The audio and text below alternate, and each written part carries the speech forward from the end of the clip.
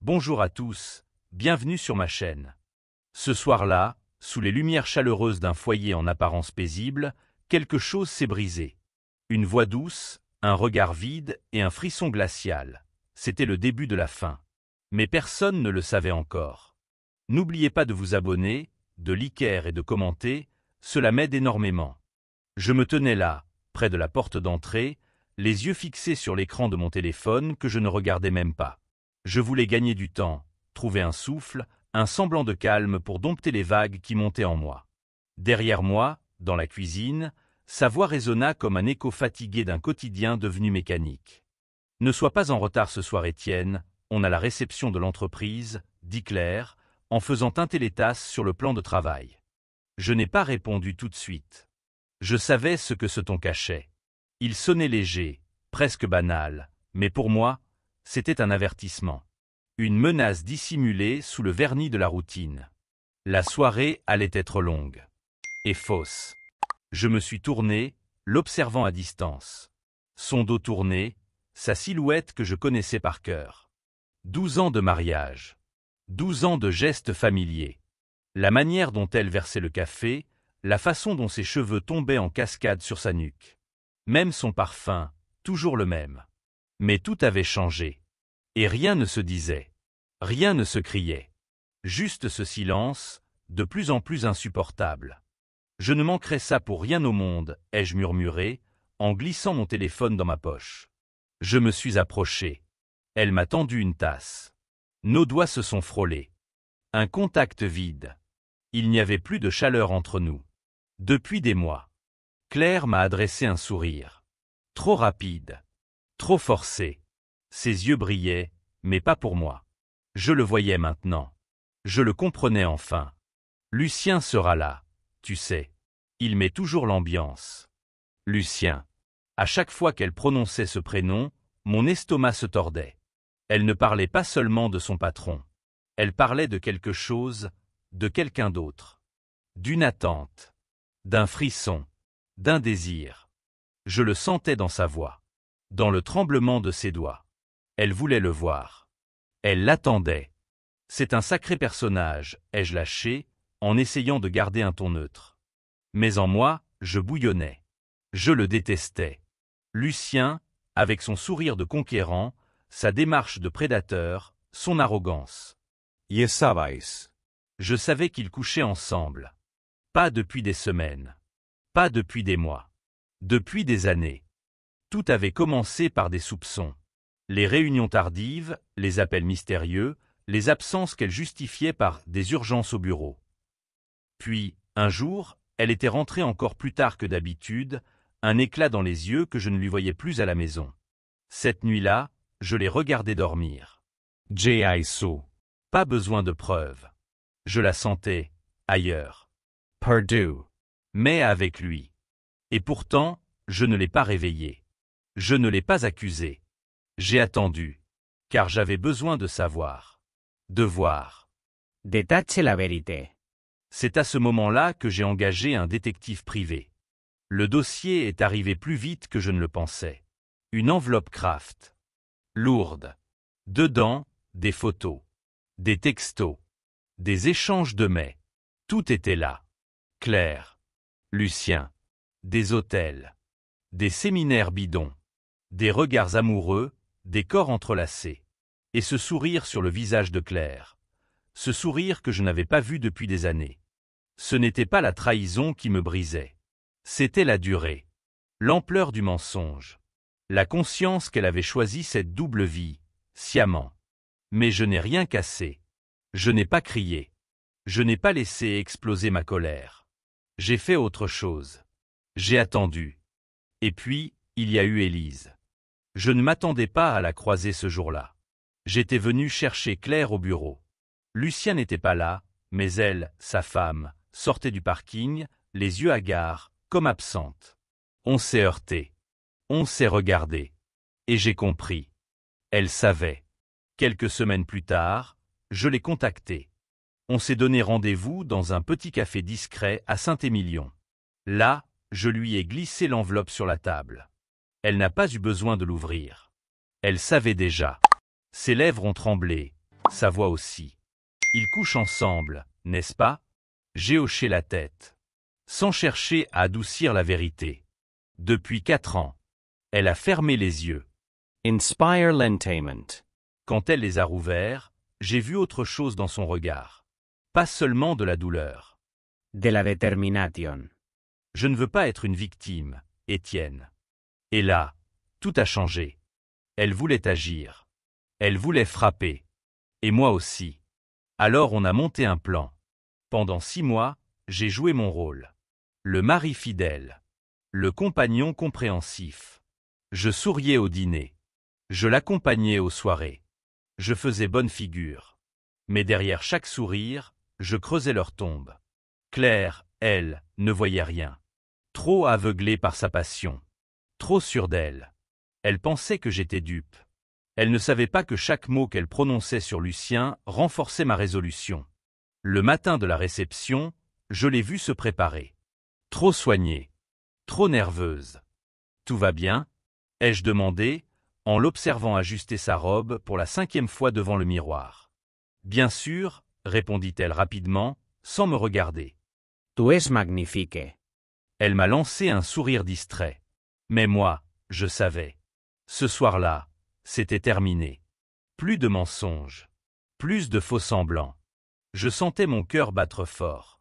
Mon téléphone vibra. Un message d'Élise. Tout est prêt. Je levai les yeux vers l'horloge. Bientôt. Très bientôt, tout allait s'écrouler. Prêt? Demanda Claire depuis la porte, faussement enjouée. Toujours, répondis-je. Ce soir-là, le jeu allait enfin se terminer. Le hall de l'hôtel Saint-Jacques était illuminé de 1000 feux. Des lustres imposants projetaient des éclats dorés sur les visages soigneusement maquillés, les verres de champagne scintillaient dans les mains des invités, et un murmure constant de conversation et de rire emplissait l'air. Mais moi, Étienne, je ne voyais rien de tout cela. Pas vraiment. Tout ce luxe, toute cette comédie sociale n'était qu'un voile brillant posé sur une vérité crasse. Ce soir, le rideau allait tomber. À mes côtés, Claire rayonnait. Du moins en apparence. Sa robe noire soulignait la finesse de sa silhouette, ses boucles parfaitement dessinées encadraient son visage maquillé avec soin. Elle saluait, souriait, flirtait même avec le naturel d'une actrice confirmée. De temps en temps, elle posait une main légère sur mon bras, mimant la tendresse, jouant à la perfection le rôle de l'épouse aimante. Mais son regard trahissait son jeu. Il cherchait autre chose. Quelqu'un d'autre. Lucien n'était pas loin. Je le repérais en quelques secondes à travers la foule. Il riait bruyamment, entouré d'un groupe d'admirateurs, verre à la main, l'assurance dégoulinante. Il portait un costume taillé sur mesure, ses cheveux brillants soigneusement coiffés. Le genre d'homme que tout le monde veut être, ou veut avoir. Le genre d'homme qui se croit intouchable. Claire l'avait déjà aperçu. Je l'ai vu se raidir légèrement, puis esquisser ce petit sourire qu'elle pensait discret. Je savais lire ses gestes maintenant, chacun d'eux était une confession muette. Elle l'attendait.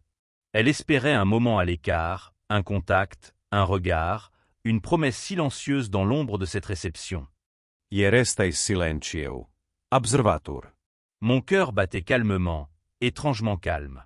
Cela faisait 6 mois que je me préparais à cette soirée. Chaque détail avait été pensé, coordonné, anticipé. Élise avait fait sa part du travail. Et moi, la mienne. Le piège était tendu. Ce n'était plus qu'une question d'heures, de minutes. Alors que je feignais de m'intéresser à une discussion ennuyeuse sur les résultats trimestriels, Claire s'approcha à nouveau. Elle semblait troublée, son sourire plus crispé qu'à l'ordinaire. Elle se pencha vers moi. « Tu t'amuses un peu, j'espère ?» me demanda-t-elle d'un ton faussement léger. « C'est intéressant, » répondis-je en fixant mon verre. Elle rit, un son bref, un peu forcé. À cet instant précis, Lucien fit son entrée dans notre cercle. Il s'invita sans gêne, son regard balayant les visages avant de se fixer sur moi.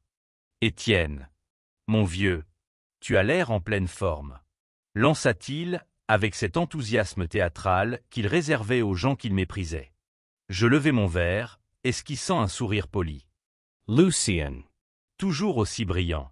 Il éclata de rire, son bras frôlant délibérément celui de Claire. Elle rougit légèrement, baissa les yeux. Mon estomac se serra, mais mon visage resta impassible. « Tu sais, Étienne, dit-il en s'approchant un peu plus, ta femme a vraiment bon goût. Très bon goût même. » Je sentis plusieurs regards se tourner vers nous.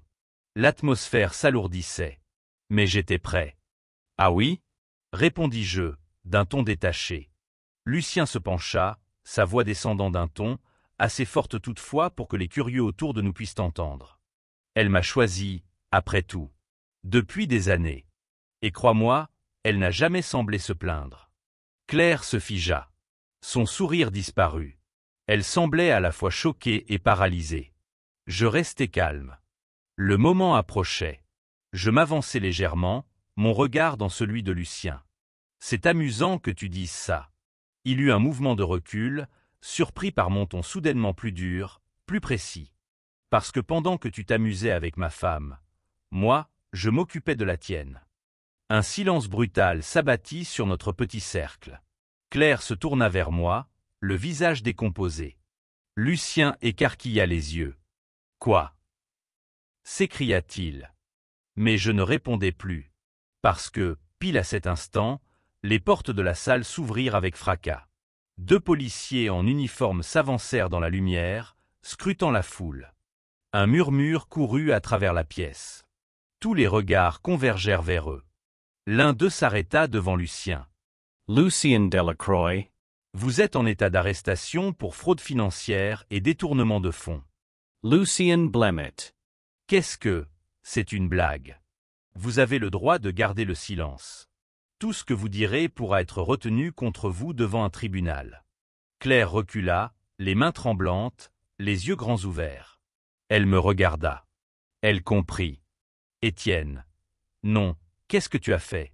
Je me contentais de la fixer, froidement. Ce que tu m'as forcé à faire. À l'arrière de la salle, Élise apparaissait, digne et droite, dans une robe bleu nuit. Nos regards se croiserent. Elle hocha la tête. Lucien, désormais menotté, se débattait vainement. Vous ne savez pas à qui vous avez affaire. Vous allez le regretter. Mais plus personne ne l'écoutait. Il n'était plus qu'un homme brisé. Un imposteur pris à son propre piège. Claire, elle, était figée. Une statue de panique et de confusion. Son monde s'écroulait, pierre par pierre. Elle tenta de s'approcher de moi, les larmes montant. Étienne, je ne savais pas pour le reste. Je t'en supplie. Je fis un pas en arrière. Mon regard était vide. C'est fini. Le silence dans la salle était devenu insoutenable. Tous les regards restaient fixés sur Claire, toujours figée près de moi, le souffle coupé, les lèvres tremblantes. Elle avait l'air de quelqu'un qu'on venait d'arracher à un rêve pour la jeter dans un cauchemar sans fin. Sa main tendue vers moi s'arrêta à mi-chemin, suspendue dans l'air, inutile. Elle savait. Elle comprenait enfin. Le monde qu'elle avait bâti avec ses mensonges, ses trahisons, ses faux sourires, venait de s'effondrer. Et elle n'y pouvait plus rien.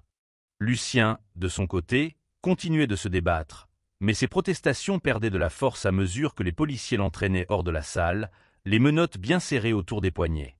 Sa voix, autrefois pleine d'arrogance et de condescendance, n'était plus qu'un cri strident, une supplique pathétique. Il s'adressait à tout le monde, à personne, au fantôme de son empire disparu. Puis, dans l'allée entre les tables, une silhouette familière avança d'un pas calme mais résolu. Élise. Elle fendit la foule, droite, souveraine, comme si le chaos autour d'elle glissait sur une armure invisible. Lorsqu'elle arriva près de Claire, elle s'arrêta un instant, ses yeux d'un bleu froid plantés dans ceux de la femme qui avait brisé son mariage.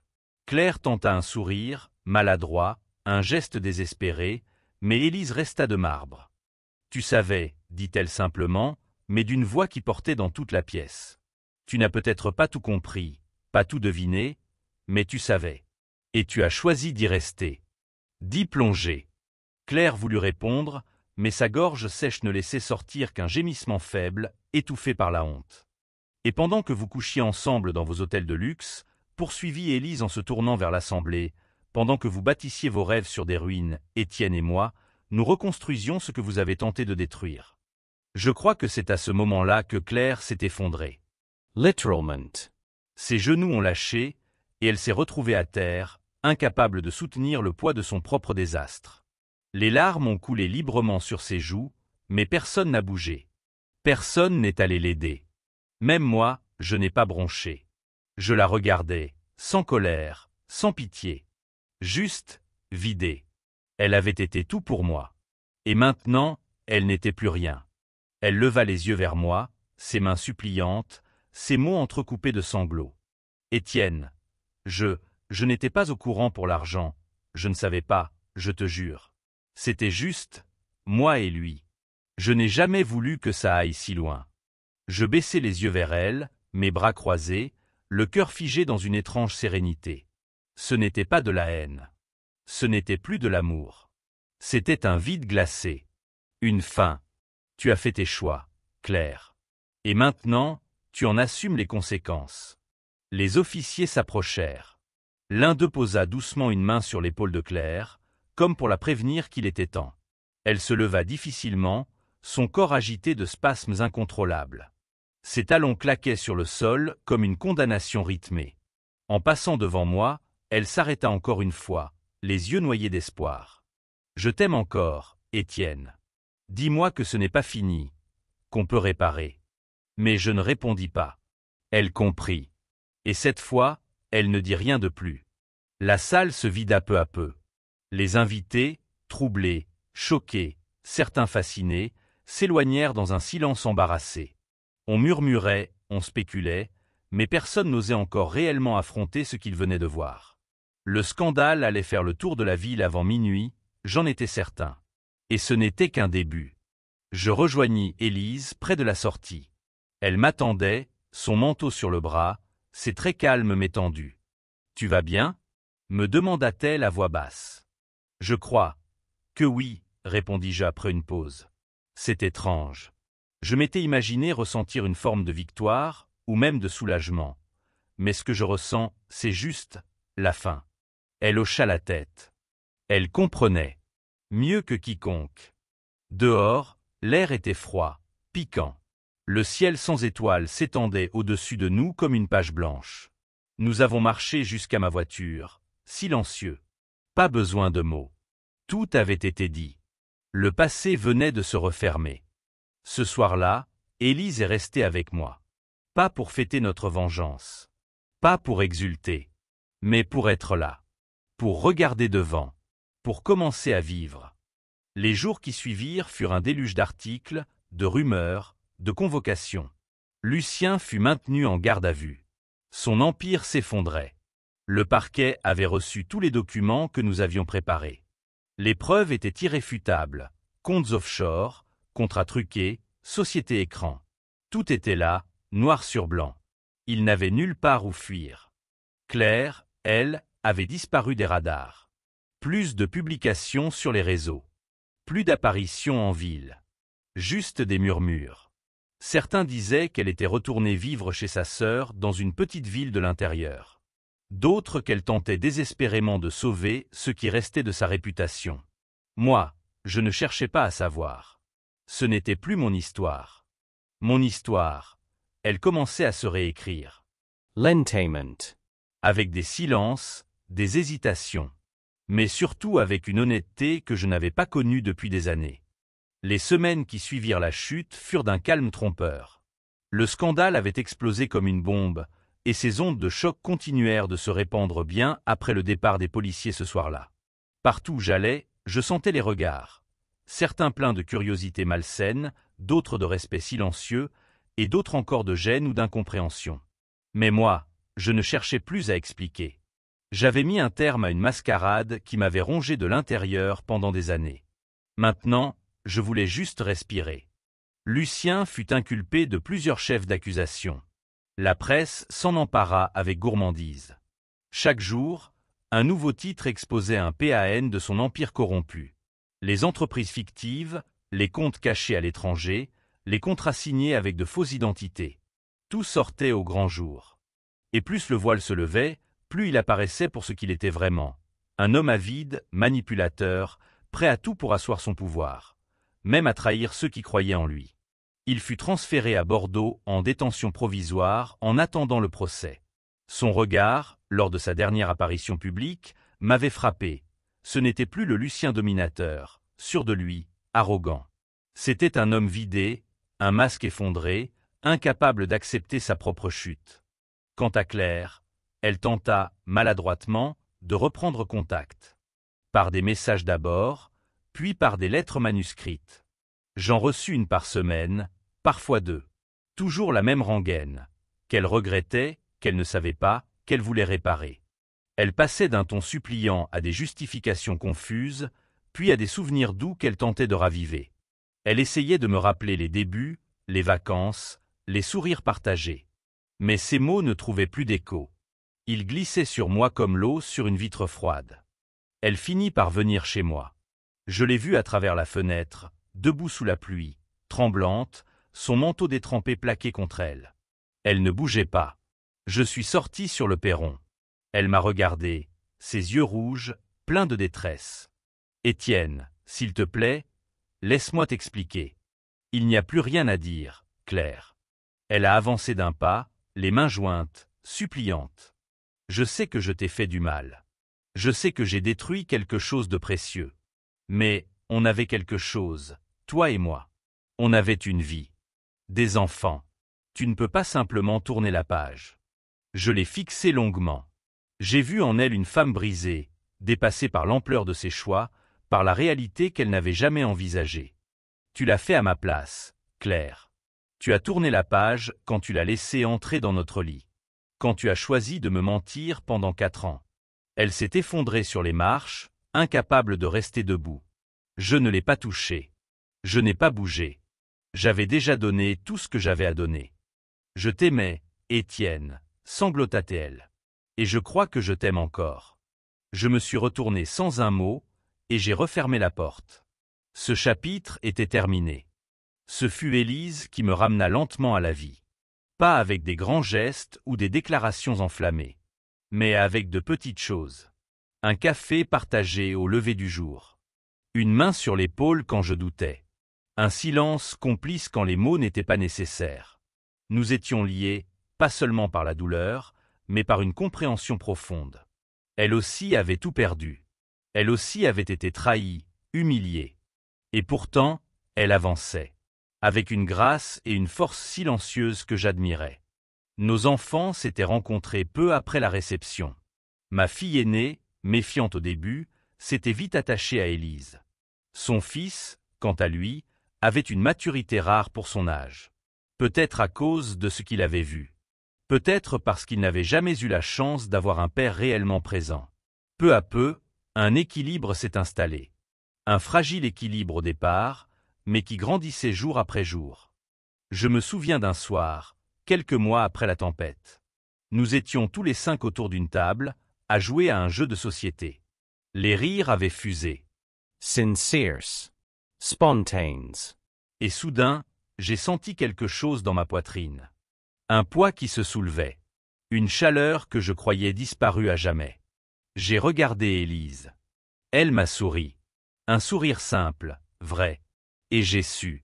Notre relation a évolué naturellement. Sans précipitation. Nous étions prudents, marqués par nos échecs passés. Mais chaque jour passé ensemble renforçait ce lien. Il n'était pas né d'une passion aveuglante, mais d'un respect mutuel, d'une tendresse solide. D'un besoin de vérité. Un matin, alors que nous prenions le petit déjeuner sur la terrasse, elle m'a regardé dans les yeux. « Tu crois que c'est possible de recommencer ? Vraiment ?» J'ai pris sa main dans la mienne. Pas recommencer. Recreer. Ensemble. Elle a hoché la tête. Et c'est ainsi que, sans tambour ni fanfare, nous avons décidé de construire quelque chose de nouveau. Le mariage fut simple. Une cérémonie intime dans notre jardin, entourée de ceux qui comptaient. Pas de grande robe. Pas de promesses enflammées. Juste 2 âmes cabossées qui s'étaient trouvées et qui avaient choisi de s'aimer, cette fois, sans mensonge.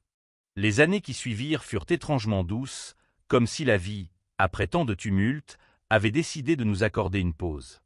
La maison que nous avions choisie avec Élise se dressait fièrement sur les hauteurs d'un petit village de Provence.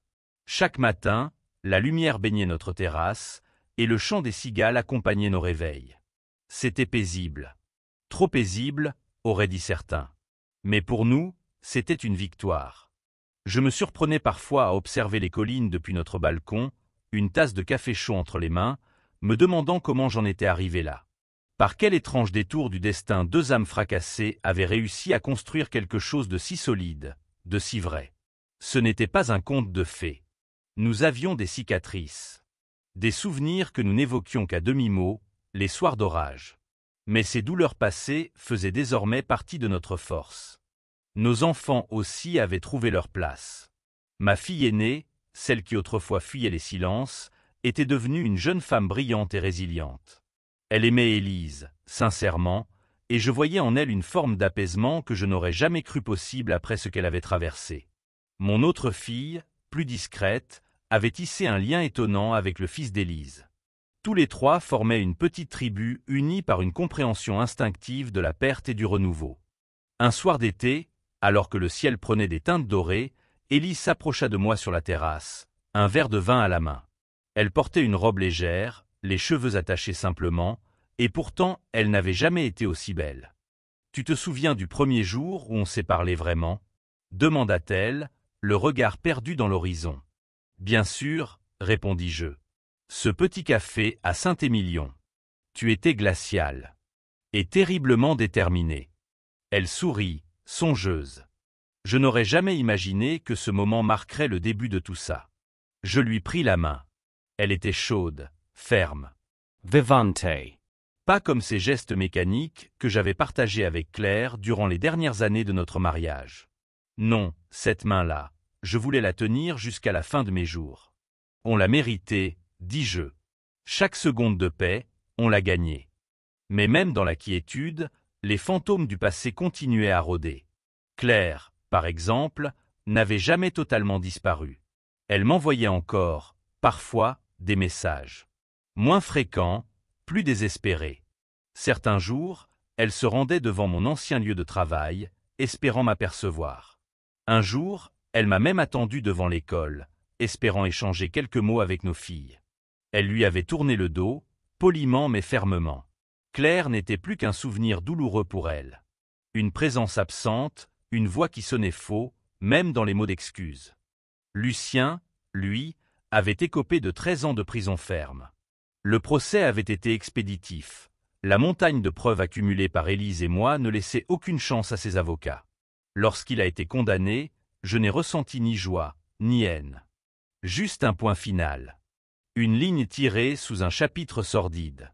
Je n'ai plus jamais revu Claire. La dernière chose que j'ai apprise d'elle provenait d'un ami commun. Elle vivait seule, dans un petit appartement près de Lille, sans emploi stable, sans famille proche. Le peu de proches qu'elle avait gardés s'était peu à peu éloigné. Elle passait ses journées entre 4 murs, ressassant ce qu'elle avait perdu. Ce qu'elle avait détruit. Je ne la haïssais pas. Plus maintenant. C'eût été lui accorder encore une place dans ma vie. Mais je n'oublierai jamais. Ni les silences froids. Ni les regards fuyants. Ni les années volées. Et pourtant, malgré tout ce passé, je me sentais libre. Libre d'aimer Élise sans retenue. Libre de croire à nouveau en quelque chose de durable. Libre d'avancer sans regarder derrière moi à chaque pas. Un matin, alors que nous rentrions d'une balade dans les vignes, Élise s'arrêta soudain. Elle posa une main sur mon torse, me fixa droit dans les yeux. « Tu es heureux, Étienne ?» La question me frappa de plein fouet. Pas parce qu'elle était inattendue, mais parce qu'elle était vraie. Simple. Essentiel. Je la regardai longuement. Puis je souris. Je le suis. Et je le suis grâce à toi. Elle ne répondit rien. Elle n'avait pas besoin. Ses yeux parlaient pour elle. Ce jour-là, je compris que parfois, les pires blessures peuvent nous mener vers les plus belles renaissances. Le vent tiède de la fin de l'été caressait les collines alors que le soleil glissait lentement derrière l'horizon, laissant derrière lui une traînée d'or et d'orangers dans le ciel provençal.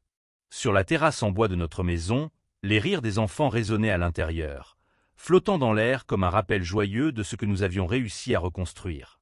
Élise s'approcha, un plaid sur les épaules, une tasse de thé fumante entre les mains. Elle s'assit à mes côtés sans dire un mot. Ce silence-là, entre nous, était doux. Plein.